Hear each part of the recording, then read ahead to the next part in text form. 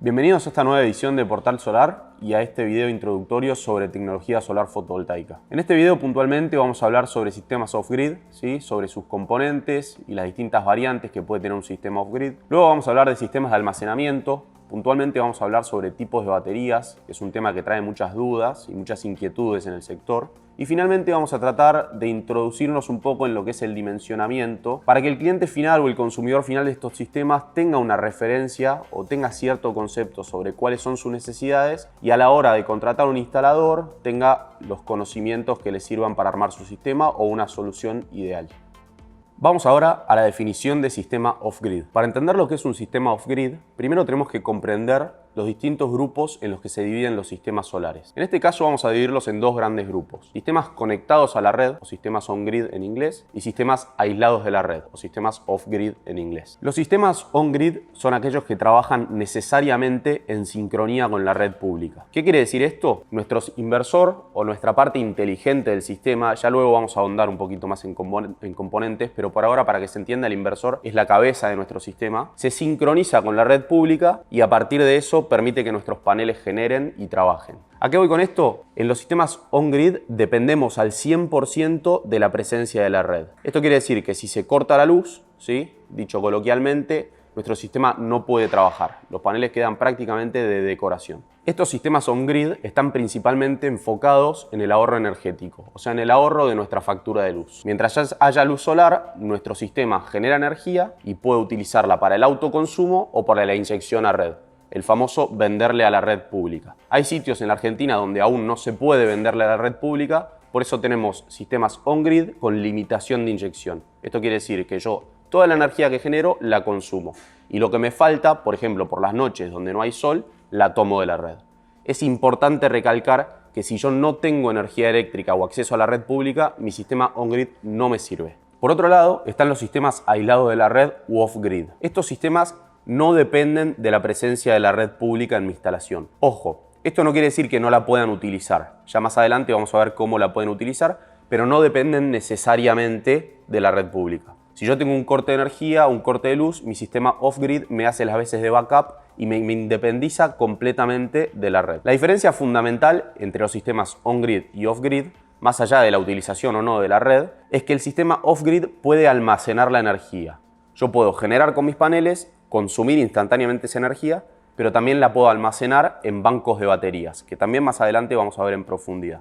¿Cuáles son los componentes fundamentales de un sistema off-grid? Tenemos por un lado los paneles solares, por otro lado el inversor, el regulador de carga, ya nos vamos a meter un poco en eso y entender qué significa regulador de carga y qué significa inversor, y por otro lado, uno de los puntos más importantes que hablábamos hace un ratito de los sistemas solares off-grid, las baterías o el banco de baterías. Por supuesto que después tenemos los consumos y la red, pero que no son partes inherentes del sistema off-grid, sino que son partes del consumo habitual de una vivienda o del sistema eléctrico habitual de una vivienda. Vamos puntualmente a lo que significa el inversor o el regulador de carga, ¿sí? A esto dos lo unificamos, ¿sí?, en el mismo componente. Ahora vamos a entender un poquito por qué. Para comprender qué es un inversor, sí nos tenemos que meter un poquito en una definición técnica que tiene que ver con la diferencia entre corriente alterna y corriente continua o tensión alterna y tensión continua. ¿Qué significa la tensión alterna, como significa su nombre? Esta tensión varía, ¿sí?, entre un polo positivo y un polo negativo en función del tiempo. Esa es la tensión que nosotros consumimos en nuestra vivienda habitualmente. Cuando yo enchufo un toma en la pared o un electrodoméstico,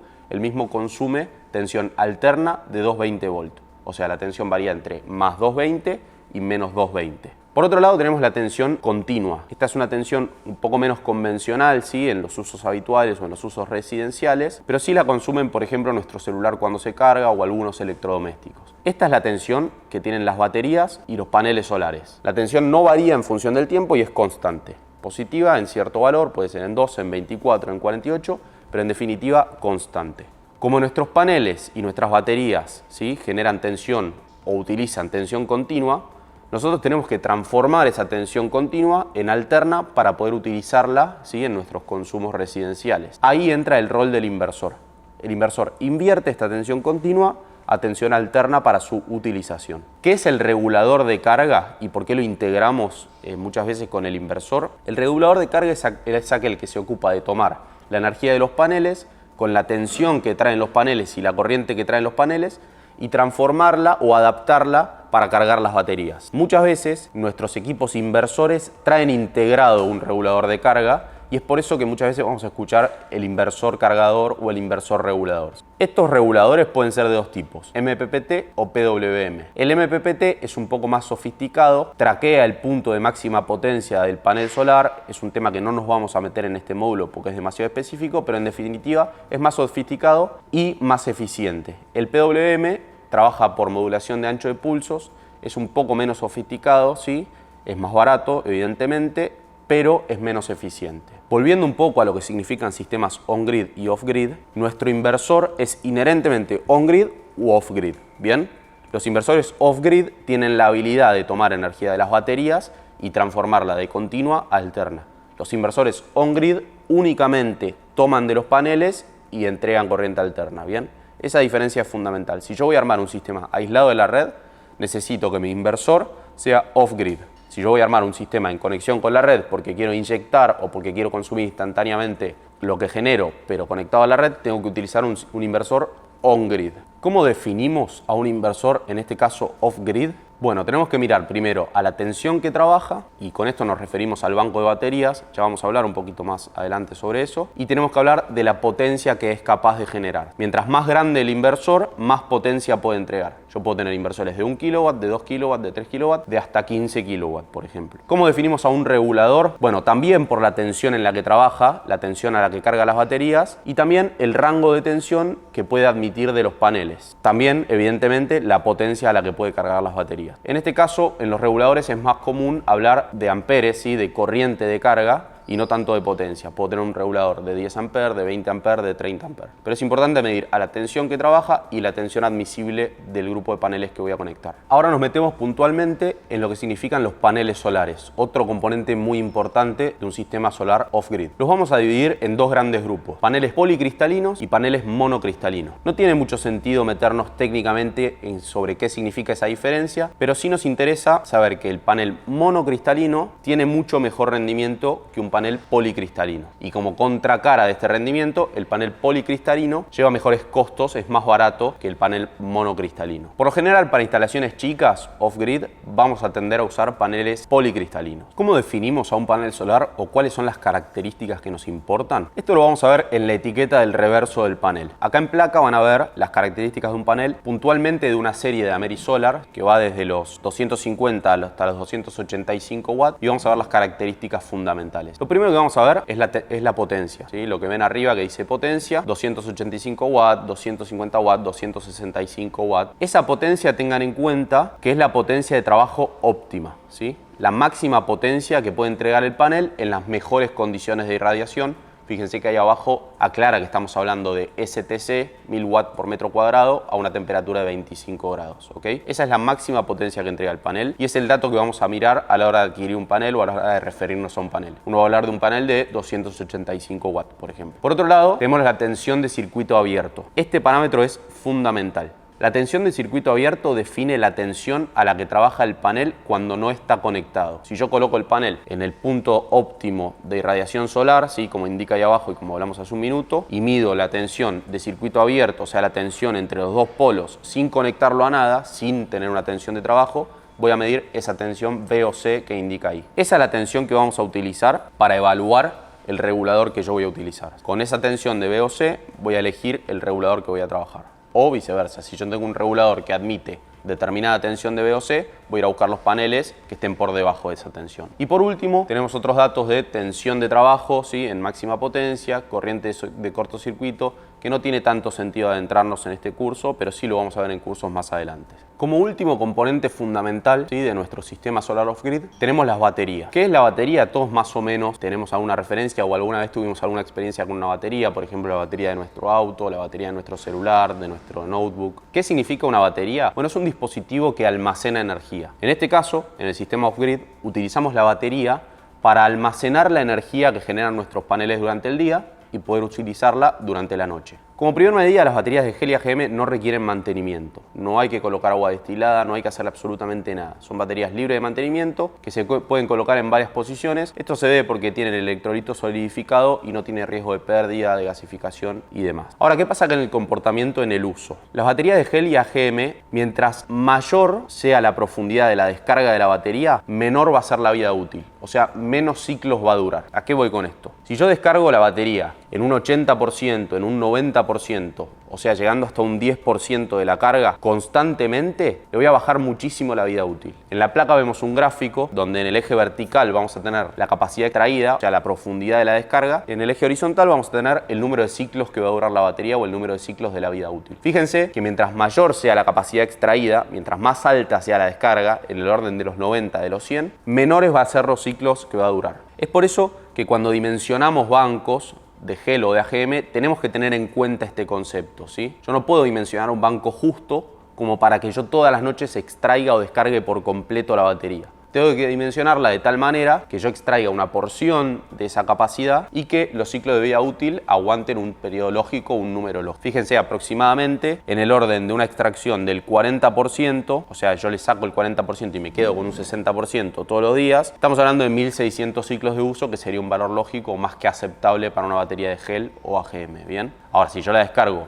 al 100% todas las noches, como hablábamos anteriormente, tengo 400 ciclos, aproximadamente un poco más de un año de uso, que es muy poco para una batería o para la inversión que implica un banco de baterías, ¿bien? Este concepto de limitar la extracción de la capacidad de una batería para cuidar su vida útil, se vuelve un poco complicado a la hora de decir, bueno, está bien, pero ¿cómo lo prevengo? ¿Cómo entiendo yo en qué punto mi batería está descargada o en qué punto está teniendo riesgos de sobredescarga? Los inversores, que ya conversamos un poquito, que sería la parte inteligente de nuestro sistema, vienen preconfigurados o los podemos configurar con valores de tensión, que es el criterio que yo utilizo para ver la profundidad de descarga de una batería de gel o AGM, como para decir, a partir de esta tensión no la descargues más, ¿sí? Protege mi batería, a partir de esta tensión que corresponde, por ejemplo, al 40% de una descarga o al 50%, no la descargues más y apagad, ¿sí? El inversor se apaga o se detiene o detiene el consumo o lo que fuera, pero el inversor tiene la capacidad de proteger ese banco, ¿bien? Esto es un concepto clave también. A la hora de instalar un sistema off-grid, yo tengo que calibrar correctamente y configurar correctamente mi inversor para que el mismo proteja mi banco de baterías y así no deteriorarlas o dañarlas.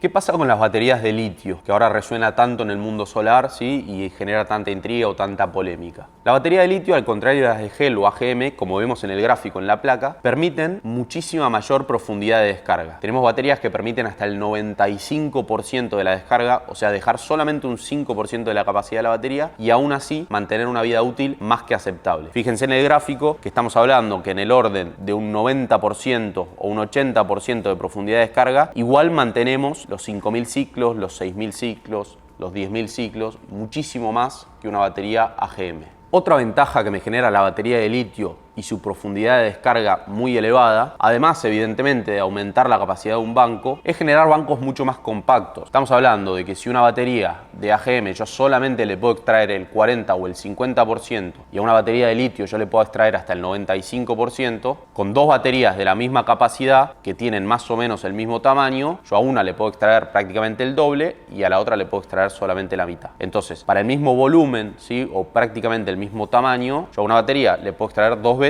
lo que a la otra. La batería de litio, ¿sí? Me permite extraerle o me permite tener el doble de capacidad que una batería AGM. Además de estas ventajas sobre la profundidad de descarga, la batería de litio tienen otras características. Muchas veces o en muchos casos las baterías son inteligentes. Tienen una tarjeta BMS. ¿Qué significa esto? Battery Monitoring System, ¿sí? Sistema de monitoreo de batería. Este sistema de monitoreo puede tener o no tener comunicación externa. El sistema de monitoreo básicamente controla las celdas de las baterías, las equilibra, no permite sobrecargas, no permite sobredescargas, ¿sí? Protege ante cortocircuitos e incluso, como decía anteriormente, puede tener comunicación con el inversor y reportarle al inversor un montón de información. Le puede decir el estado de carga, el SOC, que en inglés es State of Charge, estado de carga, le puede transmitir al inversor con qué corriente necesita cargarse en ese momento, le puede transmitir valores de temperatura, puede transmitir a un sistema integral de monitoreo tensiones particulares de cada celda para que nosotros tengamos un control más férreo, más integral, ¿sí? Se transforma en una batería absolutamente inteligente, ¿bien? Ese es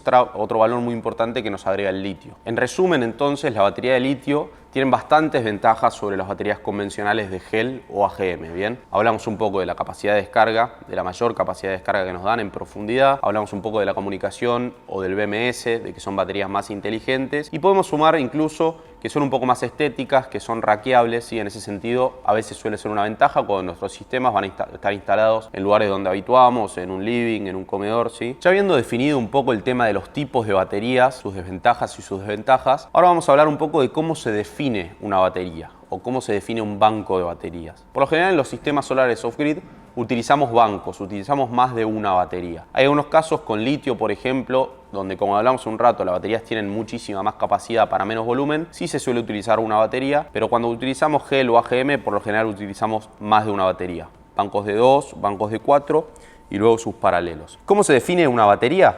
Por su tensión y por su capacidad. Cuando hablamos de tensión, estamos hablando del voltaje al que trabaja la batería. Tenemos baterías de 12, tenemos bancos de 24 y bancos de 48. Las baterías de gel y AGM vienen por lo general en 12 volt. Hay casos de baterías tubulares, que es un tipo que no tocamos, que trabajan en vaso de 2 volt. Pero con AGM y gel las baterías trabajan por lo general en 12 volt. Cuando nosotros tenemos un inversor o un sistema de 24 volt y tenemos baterías de 12 volt, ¿qué es lo que tenemos que hacer? Armar series. Ponemos 2 baterías, las conectamos en serie y con eso aumentamos la tensión. 2 baterías de 12 volt son 24 volt. 4 baterías de 12 volt son 48 volt. Eso es un poquito lo que significa la tensión de una batería o en qué nos incide en un sistema solar la tensión de una batería. Por otro lado, tenemos otro parámetro muy importante a la hora de clasificar o definir un banco, que es la capacidad. ¿Qué significa la capacidad? Bueno, la capacidad de almacenamiento de energía de una batería. Este valor se define en ampere-hora, esa es la unidad.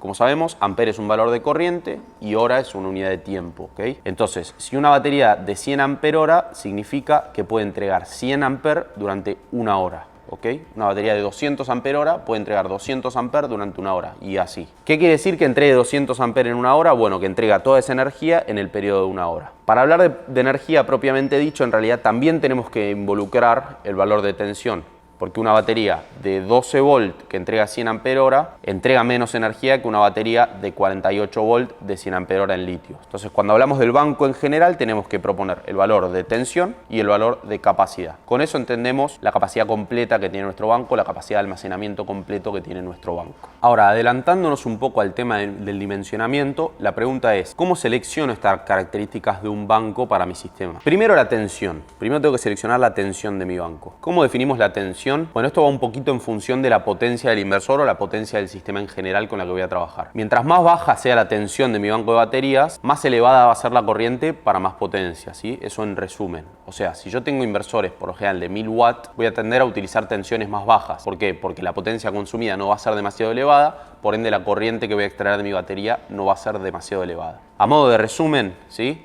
Para inversores de hasta 1000 watts, utilizo baterías de 12 volt. De 1000 a 2000 watts utilizo baterías o bancos de 24 volt. Y para inversores a partir de los 3000 watts utilizo bancos de 48 volts. ¿Sí? Eso es un poquito en reglas generales cómo utilizo los bancos o cómo divido las baterías, la tensión de las baterías que voy a utilizar. Ahora, por otro lado tenemos la capacidad, ¿sí? Del banco. Esta capacidad a la hora de dimensionar va a depender netamente de la cantidad de energía que le voy a extraer a las baterías. Mientras más energía voy a necesitar utilizar de mis baterías, mayor va a ser la capacidad. Recuerden que en bancos de AGM yo puedo extraer solo hasta el 40%, ¿sí? En bancos de litio voy a dimensionar pensando en el 95%, en el 90%, en el 85%. Entonces la capacidad la defino según la cantidad de energía que le voy a extraer a mi banco. La tensión la defino según la potencia del sistema con el que voy a trabajar. Ya habiendo hecho un paneo general sobre cuáles son los componentes del sistema off-grid, vamos a hacer un resumen, ¿sí? Utilizando este esquema para repasar las funciones básicas de cada uno. Tenemos por un lado el inversor, ¿sí? Que era el corazón o la cabeza, la inteligencia de nuestro sistema, que es el que toma la energía de baterías en corriente continua, la transforma a corriente alterna para utilizar en nuestros consumos. El inversor tenía aparejado el regulador de carga, que a veces lo tiene integrado y a veces no, y el regulador es el que se ocupa de tomar la energía de paneles y cargar nuestras baterías, o también alimentar al inversor para que éste alimente nuestros consumos en la alterna. También teníamos los paneles solares propiamente dichos como parte de nuestro sistema, que son los que se ocupan de generar la energía, ¿sí?, utilizando el sistema fotovoltaico para alimentar a nuestro inversor o nuestro regulador de carga. Y por último estaban las baterías, que son las que utilizamos para almacenar esa energía y consumir de noche o en los momentos que yo no tengo luz porque tengo un día nublado o lo que fuera y mis paneles no pueden generar. En ese momento entran las baterías y alimentan a mi inversor para alimentar los consumos en la alterna. Recuerden que habíamos hablado, cuando definimos sistema off-grid, sobre que si bien el sistema off-grid no necesita de la red necesariamente para funcionar, no necesita de la red pública, sí la puede utilizar. ¿A qué me refiero con que la puede utilizar? Hay inversores que tienen incorporados cargadores, ¿sí?, cargadores de baterías que se alimentan con tensión alterna. Entonces yo alimento al inversor, ¿sí?, con la red como si fuera un electrodoméstico más, y el inversor toma esa energía de la red para cargar las baterías, ¿sí? Rectifica, que sería lo contrario a la inversión, rectifica la corriente alterna, la transforma en corriente continua y carga las baterías. Para eso puede utilizar un sistema off-grid la red eléctrica como cargador de corriente alterna para cargar las baterías. Hay una variante al sistema off-grid, ¿sí?, dentro de lo que son sistemas aislados de la red, que es un sistema netamente de backup sin la utilización de paneles solares. ¿Cómo trabaja este sistema? Tenemos un inversor, tenemos el banco de baterías, tenemos la red pública, ¿sí?, y tenemos nuestros consumos. La red pública se utiliza para cargar las baterías. Como hablamos hace un ratito, un inversor que tenga integrado un cargador de baterías, con la red tomo energía y cargo las baterías. En el momento que se corta la red, las baterías se activan de modo backup, ¿sí?, el inversor empieza a tomar de las baterías y con eso alimento consumos. En el momento que vuelve la red vuelve a alimentar las baterías y también la red puede alimentar nuestros consumos. Entonces es netamente un sistema off-grid del modo UPS o backup que no tiene paneles. ¿Por qué no tiene paneles? Porque yo cargo las baterías con la red y no con los paneles. Existe posibilidad de armar un sistema del backup, como mencionamos recién, sin paneles, con un inversor solar y dejar la posibilidad de colocar paneles en un futuro, ¿sí? Me puede dar cierta versatilidad para no hacer la inversión de una sola vez, invertir primero en las baterías, luego en el inversor, utilizar el sistema de esa manera y luego poner paneles. Pero en casos donde yo solamente requiero un backup para cortes de luz, tal vez es un sistema de analizar, sin paneles solares. Antes de adentrarnos en cómo escribir o cómo dibujar un cuadro de consumos, tenemos que tener dos conceptos técnicos fundamentales más o menos claros. El primero es el concepto de potencia y el segundo es el concepto de energía. La potencia es la capacidad que tiene un sistema o una máquina de entregar esa energía o entregar energía por unidad de tiempo, ¿bien? Y la energía es esta potencia multiplicada por unidad de tiempo. Yo puedo tener un sistema de 500 watts poco potente y un sistema de 3000 watts mucho más potente. Ahora, el sistema de 500 watts trabajando durante 10 horas me entrega mucha más energía que el sistema de 3000 watts trabajando durante 10 minutos. Un sistema de 1 watt trabajando por 2 años me entrega mucha más energía que un sistema de 500 megas que no trabaja nunca. Ahora, estos dos factores combinados son importantes para dimensionar mi sistema. Vamos a ver un poco más adelante, pero la potencia, o sea, la capacidad de mi sistema va a definir qué tipo de inversor voy a utilizar. Y por otro lado, la energía, ¿sí?, la energía que voy a demandar va a definir la cantidad de baterías o la capacidad de mi banco de baterías. ¿Cómo armo mi cuadro de consumos para extraer estos datos de potencia y de energía demandada? Bueno, fíjense que en la columna izquierda vertical yo voy a colocar mis consumos. Luego en las columnas que le siguen voy a colocar la potencia de cada consumo. Cuando me refiero a consumos me refiero a los electrodomésticos que tengo, a lo que demando, ¿sí? Si tengo el lavarropas, la heladera, el celular, una pava, lo que fuera, esos van a ser mis consumos. La potencia de cada electrodoméstico la puedo chequear, por ejemplo, si tengo un foquito LED, chequeo que sea de 10 watts, de 12 watts, de 5 watts, de 4 watts, esa va a ser la potencia de cada uno. El tiempo de utilización de cada electrodoméstico, si la heladera la tengo encendida o la bombita de luz, que es un poco más fácil de ver, la tengo encendida 4 horas por día, y durante la noche voy a poner ahí 4 horas, ¿sí? Y por último, la última columna de energía no la vamos a cargar nosotros, sino que la va a arrojar solamente el cuadro de consumos por multiplicar los valores de potencia por tiempo de utilización de cada electrodoméstico. Fíjense que abajo voy a tener la suma de cada uno de los factores y voy a tener el total de potencia y el total de energía. Lo vamos a ver con un ejemplo que seguramente se vea o se entienda mucho mejor. Fíjense en el siguiente ejemplo, donde yo tengo una instalación con 6 consumos distintos, ¿sí? Lámparas, reflectores, heladera, PC, bomba de agua, horno eléctrico. Puede ser perfectamente, por ejemplo, una casa rodante. En la primera columna yo coloco una numeración, ¿sí? Por una simple cuestión de orden. Luego conozco la descripción de cada uno de los consumos en la segunda columna. Y en la tercera columna, que es importante, la cantidad de cada uno de estos electrodomésticos, ¿sí? Tengo 4 lámparas, un reflector, una heladera, 2 computadoras, una bomba de agua y un horno.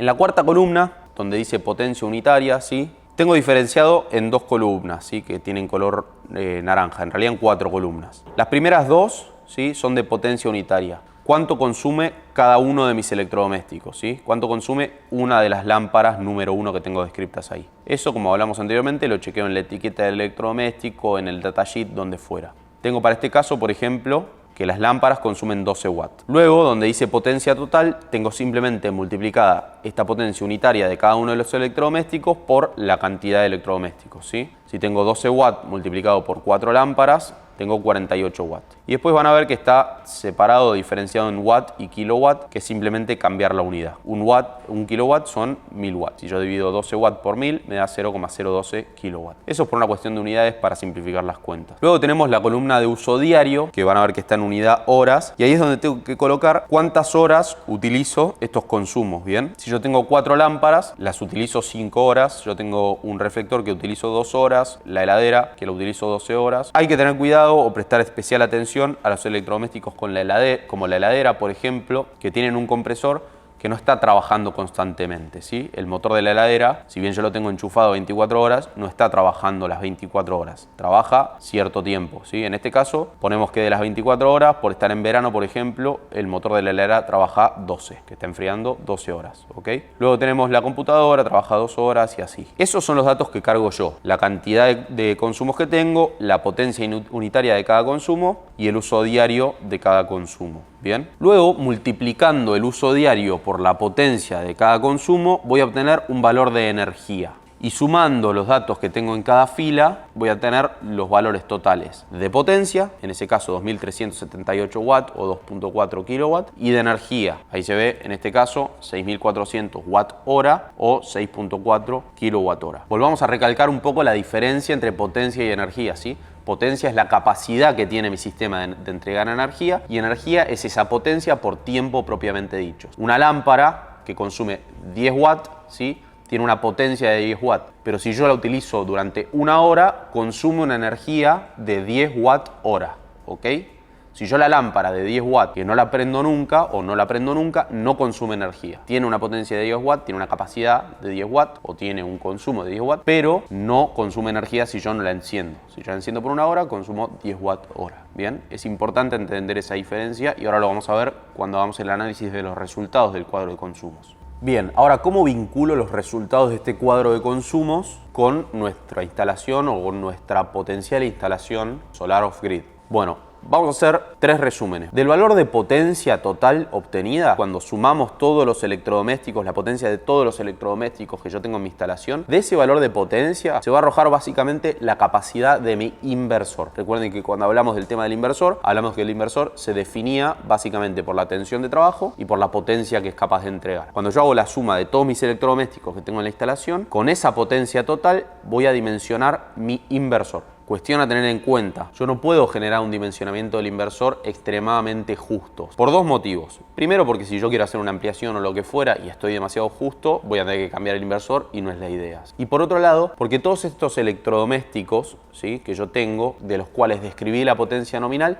tienen picos de consumo. Más bien enfocados, o más bien los que tienen picos de consumo, son los consumos inductivos. Por ejemplo, las bombas de agua, los motores de heladera, tienen picos de consumo en su arranque, ¿sí? Entonces, si yo selecciono un inversor de 1000 watts para una potencia total nominal de 950 watts, en el momento que yo arranque los componentes o arranque los equipos, voy a tener picos de consumo que se van a exceder de esa potencia del inversor, ¿sí?, y no me va a permitir trabajar. Los inversores, ¿sí?, yendo un poquito más en profundidad de este tema, además de dar una potencia nominal, también dan una potencia admisible para estos picos, ¿sí? Entonces yo a la hora de mirar qué inversor voy a seleccionar, tengo que mirarlo de manera integral. Primero, seleccionar un poco más, ¿sí?, un 10, 15, 20, 30%, 40% más de la potencia que tengo para posibles ampliaciones, y tengo que ver el dato de la potencia pico admisible del inversor, ¿sí?, para que cuando me arranque la bomba de agua y me genere un pico de 3 veces su potencia nominal, el inversor no se me caiga o no se me alarme o no se me termine rompiendo por sobreconsumo, por ejemplo.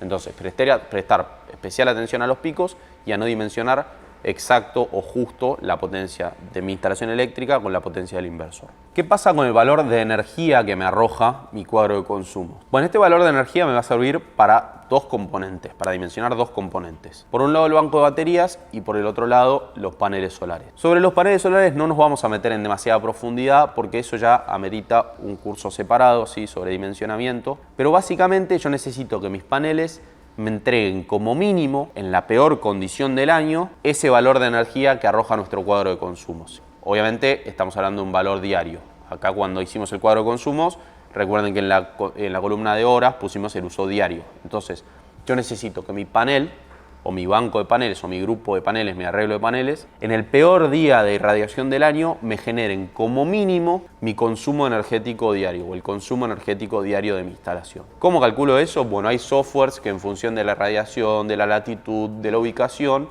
me estiman cuánto genera un panel y a partir de eso yo multiplico por la cantidad de paneles y demás. Insisto, vamos a armar otro módulo donde vamos a ver eso en mayor profundidad. Lo que sí nos interesa un poquito más, en este caso, del valor de energía obtenida, es el banco de baterías. ¿Qué pasa con el banco de baterías? Imagínense que yo dimensiono mi banco de baterías con exactamente la capacidad o con exactamente la energía demandada de mi instalación. ¿Qué ocurriría cuando yo tengo 2 o 3 días nublados, ¿sí?, donde mis paneles no generan? Toda esa energía que es capaz de entregarme el banco de baterías me la voy a consumir prácticamente en un día, ¿sí? Entonces yo no voy a tener autonomía para los momentos donde mis paneles no puedan cargar ese banco. ¿Qué tengo que hacer entonces? Tomar ese valor de energía, acá en la placa van a ver que tenemos una formulita, tomar ese valor de demanda de energía, multiplicarlo por la cantidad de días de autonomía que yo espero tener, por ejemplo 3 días de autonomía, 4 días de autonomía, esperando que mis paneles generen poco porque tengo 3 días de tormenta, 4 días de tormenta, y dividirlo, en este caso es muy importante, por la profundidad de descarga que le voy a dar a mi batería. Si yo le voy a descargar el 40%, entonces tengo que dividir este valor de energía multiplicado por la autonomía por un 0,4, ¿sí? Eso me va a aumentar la capacidad exigida del banco, ¿sí?, y va a implicar que voy a tener que buscar un banco más grande o dimensionar un banco más grande porque le voy a extraer menos energía, no le voy a extraer el 100% de su capacidad, ¿sí? Vuelvo un poco acá a lo que hablamos en las baterías AGM, las baterías de gel, yo no las puedo descargar permanentemente al 90%, al 100%, porque voy a dañar el banco, voy a reducir mucho la vida útil. En baterías de litio es otra historia, ¿sí? Yo ese factor de profundidad de descarga puedo utilizar el 0,95%, 0,90% y fíjense que no va a incrementar demasiado la capacidad. Acá sí volvemos a cuando hablamos de batería de litio, que los bancos son mucho más compactos porque puedo extraer mucha más capacidad. Y por último también tengo que dividir por la tensión del sistema, ¿sí?, porque en este caso yo necesito un dato en ampere hora y no en kilowatt hora para poder seleccionar una batería que directamente las capacidades me la dan en ampere hora, como hablamos anteriormente. Entonces, en resumen, ¿cómo dimensionamos el banco de baterías en función de la energía extraída del cuadro de consumos? Tomo ese valor de energía en kilowatt hora, en watt hora, lo multiplico por los días de autonomía que necesito, ¿sí?, en función de la cantidad de días que quiero tener backup en caso de que mis paneles no generen más, y lo divido por la profundidad de descarga que le aplico a mi banco, la profundidad de descarga admisible, ¿sí? Volvemos un poco al tema de las AGM, ¿sí?, el diagrama de ciclos de vida en función de la profundidad de descarga, y divido también por mi tensión de trabajo. Con eso obtengo un valor en ampere hora del tamaño del banco que voy a necesitar. Recuerden que si las baterías son de 12 volt y yo necesito armar un sistema de 48 porque el inversor que elegí es de 48 por la potencia, voy a tener que armar series de 4 baterías de 12 volt, armar un banco de 48. Si tengo, por ejemplo, obtenido un valor de 200 ampere hora en 48 volt, voy a tener que colocar 4 baterías de 200 ampere hora en serie formando un banco de 48. Eso es un poquito cómo generar o cómo dimensionar un banco en función del valor de energía obtenido del cuadro de consumos. Nota al pie del cuadro de consumos, no estamos siendo demasiado incisivos, ¿sí?, en cómo determinar los valores exactos, bien, de potencia o de energía de nuestro sistema, pero sí es importante recalcar que a la hora de armarlo al cuadro de consumos también tendría que contemplar un valor de autoconsumo de mi equipo. ¿A qué voy con esto? Los inversores, como cualquier máquina, llevan un rendimiento. O sea, para convertir la energía de mis baterías a corriente alterna o para convertir la energía de mis paneles a corriente alterna, consumen en sí cierta cantidad de energía. Y eso tiene que estar contemplado en el cuadro de consumos, ¿sí?, porque impacta en el tamaño del banco y en el tamaño del arreglo de paneles que voy a colocar. ¿Cómo puedo estimar este autoconsumo? Bueno, en los manuales de los inversores, en los datasheets, esto está especificado, ¿sí? Por ejemplo, en un inversor Growatt de 3000 watts off-grid, evidentemente, los autoconsumos suelen estar en el orden de los 25 watts, 50 watts, ¿sí? Esto lo tengo que multiplicar por el tiempo que va a estar trabajando el inversor, igual que en los otros electrodomésticos del cuadro de consumo, me va a dar un valor de energía. Con esto concluimos este video introductorio sobre sistemas solares fotovoltaicos, ¿sí? En la edición de Portal Solar. Recorrimos un poquito superficialmente sobre qué son los sistemas off-grid y nos adentramos un poco en cómo calcular las necesidades de cada uno para que a la hora de contratar un integrador, un instalador, uno tenga ciertas herramientas para definir qué es lo que necesita. Muchas gracias y esperamos verlo pronto de nuevo por Portal Solar.